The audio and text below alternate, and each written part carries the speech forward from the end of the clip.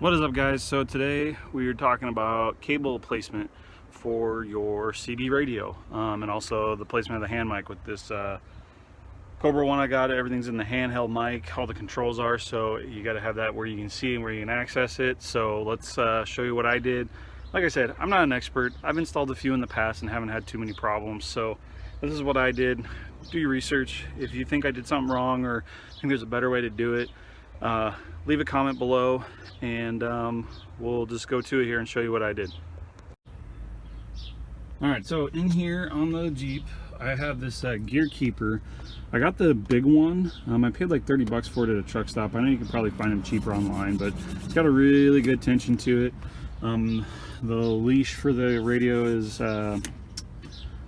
adjustable, but because that hand mic is so heavy, I wanted to get that heavier duty one to make it work. So I played with a couple different options. I just didn't want to drill into the window, the windshield frame at all, minimize that. So I actually found that it hooks really well onto the visor support there. My wife, I had it hooked up when we were driving around, and my wife didn't even realize it was there until I reached for it, because she said it wasn't in her way, and it's out of my way vision wise. So, and if you guys saw the base unit install video, which if you didn't, I'll put a link in here.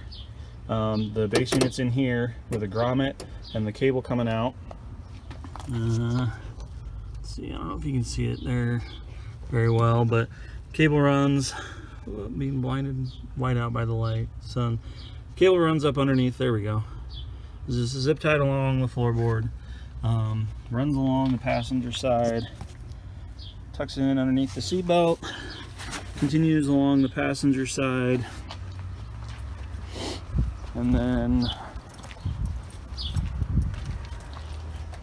have coming out here on the side of the roll bar, little coil up here of extra cable, and then I have a protector sheath on it as it comes out the back window, zip tied to the upright for the tire mount, and boom, into the antenna. So if you're interested in how I did the antenna mount, hopefully you watched the whole series, but I'll put a link in here for the antenna mount.